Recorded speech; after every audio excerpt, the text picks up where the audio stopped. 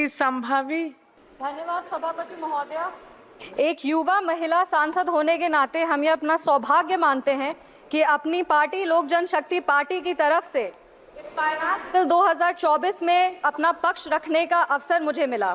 Ma'am budget के बाद पहली बार बोल रहे हैं, इसीलिए हम अपनी वित्त मंत्री श्रीमती निर्मला सीतारमण जी को बधाई देंगे कि उन्होंने 7वीं बार सफलतापूर्वक एक बजट पेश किया है। और इस चीज़ से एक चीज़ तो ज़रूर साबित होता है कि बजट घर का हो या देश का, अगर वो किसी महिला के हाथ में है तो परफॉर्मेंस और प्रॉस्पेरिटी दोनों का गारंटी है। इस सदन में मैम हम उन दो वर्गों का प्रतिनिधित्व करते हैं जो इस देश का वर्तमान भी है और भविष्य भी, युवा और महिला। महोदया, लोकतंत्र एक जब देश में चुनाव होता है तो लोकतंत्र अपना एक जनादेश देती है और हमें बहुत गर्व के साथ ये हम बता रहे हैं कि रिफॉर्म, परफॉर्म और ट्रांसफॉर्म के लक्ष्य के साथ तीसरी बार जनता ने हमें अपना मतदान रूपी आशीर्वाद देके सरकार बनाने के लिए हमें अपना जनादेश दिया है। आज 11 जून 1964 का वो दिन याद आता है जब तब के प्रधानमंत्री लाल बहादुर शास्त्री जी ने अपने देश को पहला संबोधन दिया था, जिसमें उन्होंने कहा था कि there comes a time in the life of every nation when it stands at the crossroads of history and must choose which way to go. 140 crore देशवासियों ने इस चुनाव में हमें अपना निर्णय देकर एक स्टेबल सरकार को चुना है। 2004 से 14 की वो जो 10 साल का पीरियड था हमारे देश का, उसको उन्होंने चुनौती दी है जब देश को सिर्फ घोटालों से और देश विरोधी गतिविधियों से जाना जाता था। यूपीए सरकार को जब हम याद करते हैं मैम तो उसको 3C की सरकार से हम याद करते हैं, करप्शन, कम्युनलिज्म एंड कंफ्यूजन। पर जब हम एनडीए की सरकार को याद करते हैं तो हम उसको 3D सरकार से याद करते हैं, जो है डेवलपमेंट, डेडिकेशन एंड डिलीवरी।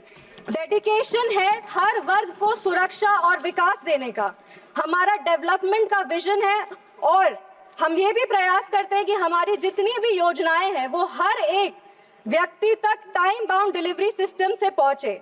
हमारे वादे चाहे वो राम मंदिर के हो, वो आर्टिकल 370 हो, वो जीएसटी हो या सीएए हो, हमने जितने भी वादे किए हैं उसको लागू करने का पूरा प्रयास किया है। गर्व के साथ कहते हैं मैम कि जनता ने 3C नहीं 3D की सरकार को चुना है।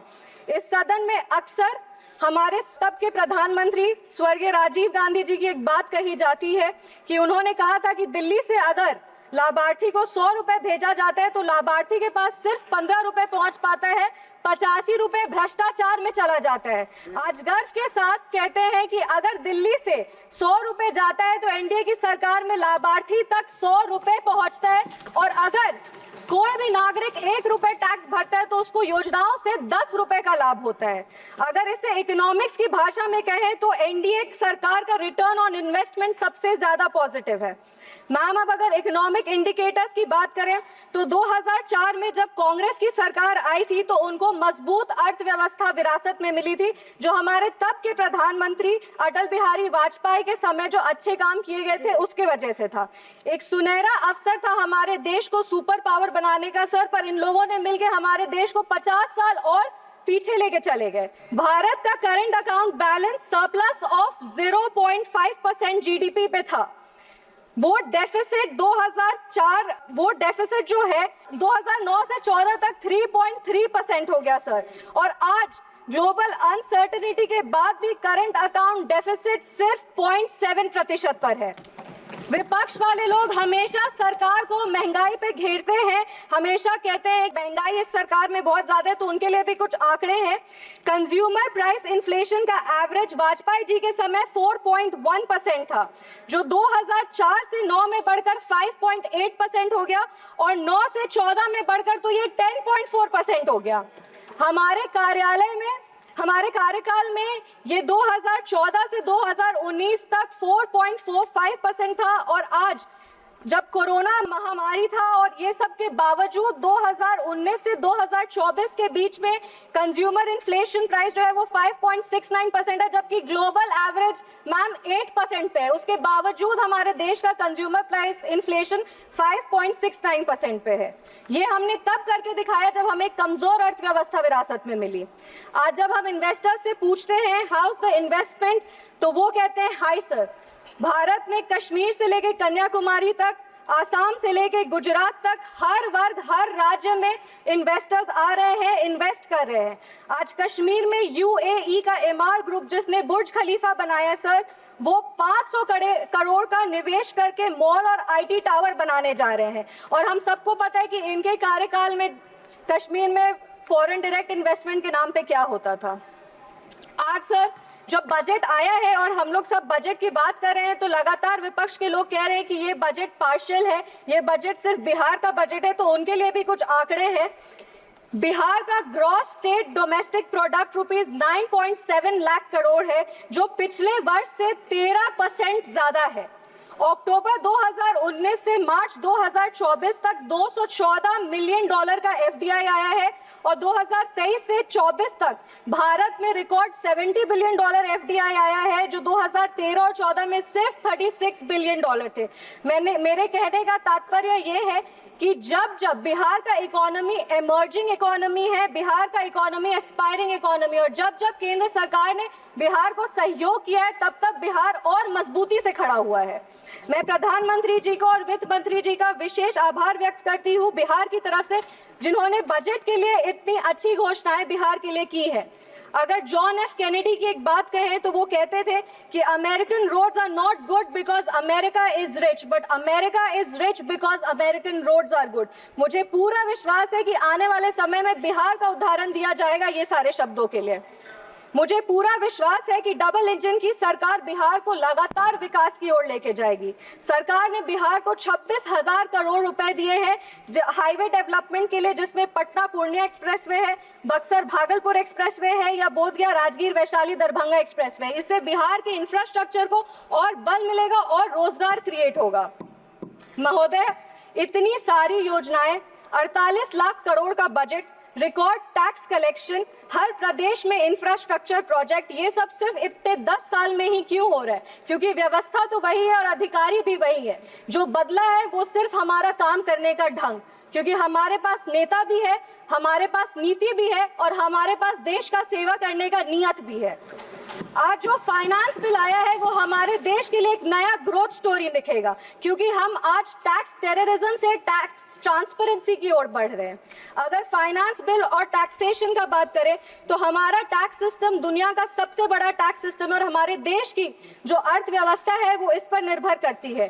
टैक्स बेस्ड रिफॉर्म्स किए गए हैं पिछले 10 वर्षों में और हमारा ग्रॉस टैक्स रेवेन्यू जो है वो पिछले वर्ष 34,64,792 करोड़ था और इस वर्ष 38,40,170 करोड़ होने का अनुमान है। विपक्ष वाले लोग हमेशा आरोप लगाते हैं कि केंद्र सरकार उनकी सहायता नहीं करती, तो उनको बता दें कि इस 48 लाख करोड़ में से 30% जो कि 12,47,211 करोड़ है वो राज्यों को दिए जाएंगे।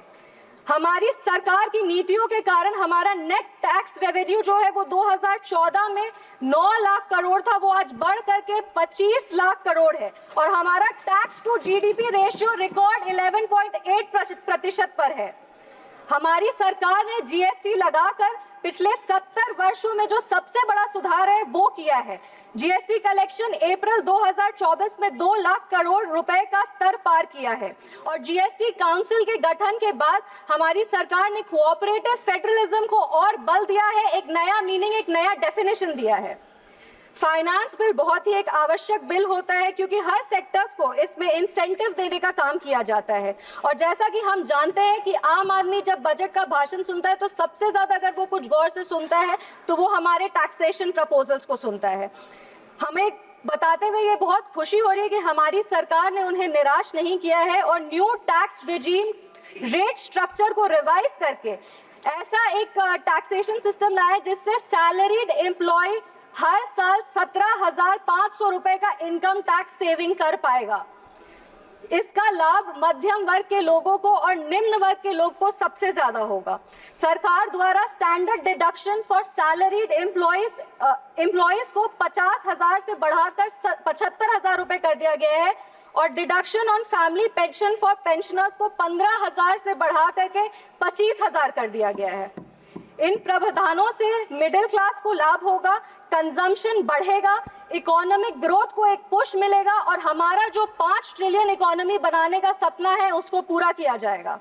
आज भारत स्टार्टअप के क्षेत्र में पूरे विश्व में प्रसिद्ध है और हम ये बता देना चाहते हैं कि भारत आज 3rd लार्जेस्ट स्टार्टअप एक हब है जिसकी संख्या 1.25 लाख है और 110 यूनिकॉर्न्स हैं।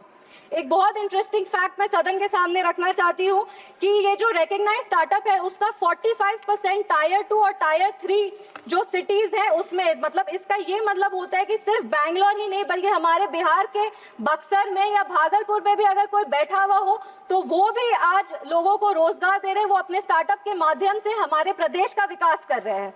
इन स्टार्टअप्स को और बढ़ावा देने के लिए एंजल टैक्स को अबॉलिश करने की घोषणा की गई है, जो अर्ली स्टेज स्टार्टअप को फंडिंग देने में आसानी होगा और लिटिगेशन कम करेगा।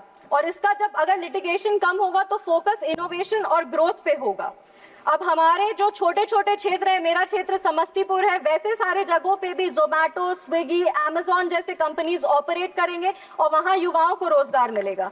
ईज ऑफ डूइंग बिजनेस के लिए delay in TDS payment up to the due date of filling the TDS statement is proposed to be decriminalised. एक और आंकड़ा रख रहे हैं, टैक्सेशन में सबसे बड़ा हिंड्रेंस लिटिगेशन होता है और हमारा इकोनॉमी का 12 ट्रिलियन रुपए अभी भी टैक्स डिस्प्यूट में फंसा हुआ है, जो जीडीपी का ऑलमोस्ट 6% है।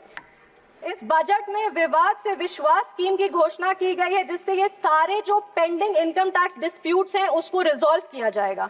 To reduce litigation in international taxation and enhance certainty, the government proposes to expand the scope of safe harbor rules and streamline the transfer pricing assessment process.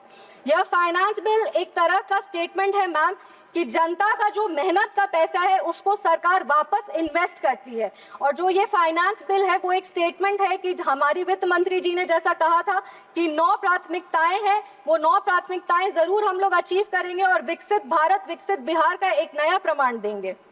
ये जो देश है वो रिफॉर्म्स पिछले 10 वर्षों से रिफॉर्म में है और सकारात्मक बदलाव देख रहा है। हमारा देश आज फ्रजाइल 5 इकोनॉमी से टॉप 5 इकोनॉमीज की तरफ बढ़ रहा है और G20 के माध्यम से आज हमारा देश एक ग्लोबल सुपर पावर बन गया है। हमने अपने देश के नागरिकों के सपनों को पूरा होते हुए देखा है मैम, वो चंद्रयान का सफलतापूर्वक लैंडिंग हो, धारा 370 हो या हमारे प्रभु श्री राम की प्राण प्रतिष्ठा हो। आज हम 5वीं सबसे बड़ी अर्थव्यवस्था बन गए हैं और इसीलिए हमारे सामने जो चुनौती है वो तो है, पर हमारे पास अवसर भी है और हमारे पास एक विजन भी है। अपने वाणी को हम विराम देने के पहले धन्यवाद देंगे हमारे माननीय मुख्यमंत्री श्री नीतीश कुमार जी को और हमारे पार्टी के राष्ट्रीय अध्यक्ष श्री चिराग पासवान जी का, जिनकी लगातार मेहनत की वजह से हमारे 1 मिनट मैम 1 मिनट सबसे युवा सांसद है 2 मिनट, जिनके लगातार प्रयासों के वजह से आज हमारे प्रधानमंत्री जी का जो सपना है उसको बिहार में धरातल पर हम लोग इम्प्लीमेंट कर पा रहे हैं। विपक्ष के लोग हमेशा हमें कहते रहते हैं, हमारी नीयत को खोजते, हमारी नीति को खोजते, हमेशा हमें कोसते रहते हैं। तो हम राजधानी सिंह दिनकर जी की धरती से आते हैं, 2 पंक्ति बस पढ़ेंगे इनके लिए। सच है विपत्ति जब आती है कायर को ही दहलाती है, सूरमा नहीं विचलित होते, क्षणिक नहीं धीरज खोते, विघ्नों को गले लगाते हैं, कांटों में राह बनाते हैं। जय हिंद, जय बिहार, जय समस्तीपुर।